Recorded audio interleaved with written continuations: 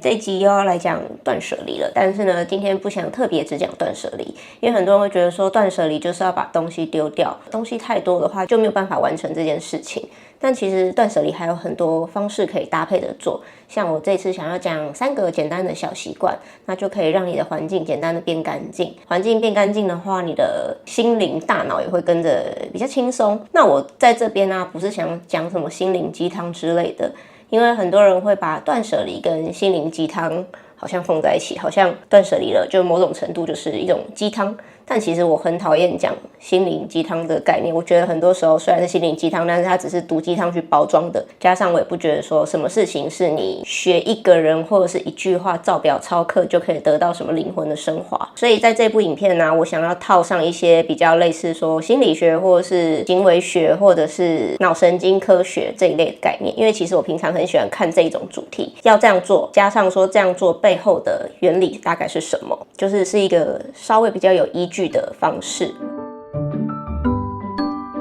那第一个习惯就是要保持地板清空。其实这个习惯是我从开始有了扫地机器人之后才养成的习惯。如果你有扫地机器人，就知道你在打扫之前啊，最好是把地板的，就是它动线会经过的地方都稍微给清干净，这样它在跑的时候会比较顺畅，也比较快速。那有时候机器人还没扫，只要把地上给清干净，那整个动线就可以干净一大半。所以有时候不是说地板真的多脏，而是我们在地上堆的东西太多了。地上不要放东西，也是因为如果你放了第一样、第二样、第三样就会跟着想要放上来。那其实这当中也是有一个心理学的原因，就叫做什么破窗效应。破窗效应就是一个社会心理学的概念，就例如说城市里面有一扇窗户破掉了，那如果大家都觉得好像没什么关系的话，接着第2扇窗户或第3扇窗户也会跟着打破，因为就是整个城市的秩序感已经崩塌了。就是久了，大脑就觉得说，好像这里是可以乱掉，允许它乱掉的，所以接下来就会开始有其他的东西让这个地方更乱，就有点像我们讲的软土生绝的概念。那你可以先厘清说，家里有哪些东西是真的应该在地板上的。这个问题好像很笨很蠢，是真的可以想一下，因为有时候家里有些东西，就你从来不会认真去想说它是不是真的应该在那边。例如说，最常见的应该就是延长线电线。因为你就会觉得，延长线电线不就是该使用的电器之类的嘛？但有时候你就会发现它也许会挤在那边乱成一坨，或是跟着你的小家电就一起放着，然后最后就会变成一团乱乱的，又是灰尘，又是很多线路的一个角落生物。然后再来还有一个很常见的就是纸箱，因为纸箱就太容易出现在家中各处了，尤其是现在大家买网购也很方便，加上它有很多理由可以放在地上，例如说你刚刚买回来啊还没拆，或是你可能想说，我还可以装一点东西。那像我自己的话，我可能就会想说，可以给猫咪玩之类的。那具体的方式就是打扫的时候，你可以提醒自己把地上的东西都给先拿起来，不要特别略过说，哪个角落是因为长期它东西很多，所以我就懒得去动它了，我就直接扫其他地方。那这样子就会让那个角落越来越脏。来顺便检视一下说，这个东西我是真的需要一直放在地上的吗？还是说，例如某些延长线我可以把它就不要了，就把它收起来，或者是某些电线我可以把它稍微整理，让它短一点点，让地板比较干净。那有时候有些东西可能是你一时不知道该放哪里，就可以放在例如说最底层的柜子，例如说某一个柜子现在比较空，你可以暂时先放在这样的柜子当中，然后或者是跟它同类的地方。我们家有一个工具箱，那如果有这样的延长线，我就会先把延长线给丢在工具箱里面。那有空的时候再把这些柜子整理干净，来认真的断舍离。我家有很多猫嘛，有时候猫砂一来就是很多袋，那有时候懒得弄的话，就会把它堆在像这样门口。但后来仔细检讨一下，就也不应该这样堆，因为这样堆久了真的就会养成习惯了。是猫砂一来的话，就还是要把它好好的给收好。第二个小习惯是买回来或者是网购的东西要马上拆开。我知道很多人会买回来的东西就一直没拆，一直放着，可能觉得有空的时候再来抱着一个拆礼物的概念把它拆开。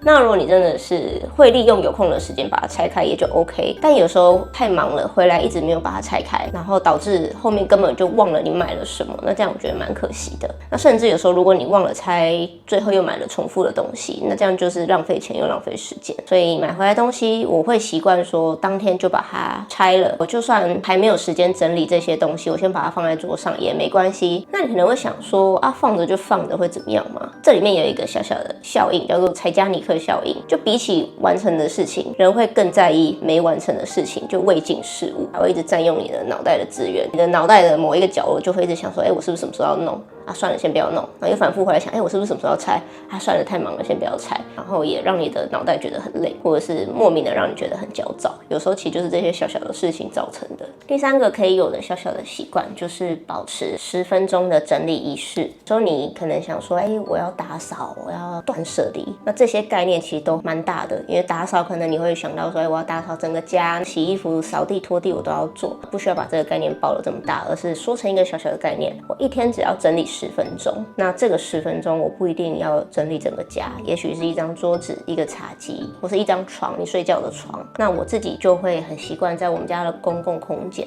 来做这件事情，然后简单养成一个仪式感。那我们都知道有个成语叫一心多用嘛，但其实不知道大家有没有听过，人没有办法真正的一心多用，而是你是透过不断的切换频道来注意每一件事情。也就是说，当你周遭的事情越多，你需要切换越多次频道。只要你的空间里堆满越多物品，你的视觉讯号越多，你的大脑切换频率会越来越多，长期下来会觉得精神比较负荷比较高啊，或是精神疲惫。那因为我们家有猫狗嘛，睡前大概半个小时左右，我老公就会去遛狗，然后我会来在家整理猫的东西，例如说我会换水、挖猫砂，刚刚说的开扫地机器人，然后接下来把桌面、中岛、厨房台面整个都整理过一次。那对我来说，就是这些工区收完，就是我今天的整理仪式。就算喝醉了，我还是可以好好的把这些地方给整理完，因为已经变成一个习惯动作了。就算喝醉，我还是可以闭着眼睛把这些事情都做完。如果你是跟家人同住，有些工区不是你能掌控的，那你就收你自己的房间，或者是你觉得你房间真的很乱，至少你就把你的床收干净，让你每天可以睡个好觉，就给自己一个小小的范围。那个时候是真的会觉得很累，就是说我今天已经花了很多精神加班忙工作，或者是忙小孩，虽然我有一点时间，可是我真的不想启动，我只想瘫在那边滑手机。有时候我会有这种心情，那这时候我就会打开手机，放一些熟悉的片段，像我很喜欢放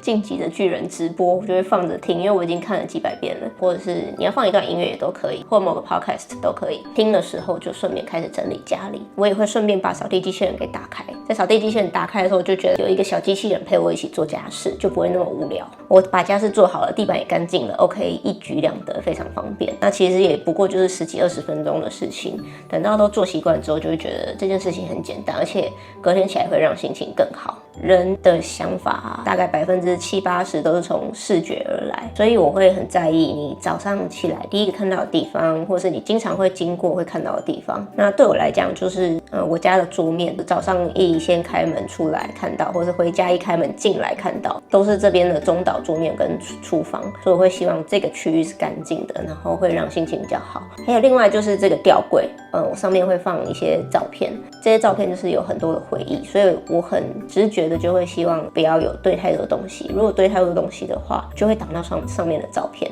所以你也可以让自己的桌上或是你在意的地方放1、2个仪式物品，不管是香氛也好啊，饰品啊，或是你的记忆卡啊，就是放的，你就希望说，别的杂物不要来碰到我的记忆卡啊，很自然而然的就会想把这个地方每天给稍微整理干净。那其实我也不是一个随时随地都保持干净的人，有些时候是在家工作嘛，所以我的公司领域很常是在一起的。那我很常忙起来就是昏天地暗啊，然后家里的桌面也会被我搞乱七八糟，所以有时候东西堆起来很恐怖。加上说家里有猫，所以地上也会有猫玩具、纸箱，然后有时候也会变成偷懒或者借口就懒得去弄。但其实你只要还是基本上保持了这3个小小的习惯，就算环境乱了，也还是可以很快的复原。其实这些习惯也不是说你要变成什么样的人，或是你要当什么好妈妈、好太太，所以我才要去收家里，而是说透过这几个小习惯，让你的环境变整齐，然后心情也会变好。刚刚一路讲过了，这些事情花的时间都没有很多，剩下时间你就可以专心在更重要的地方。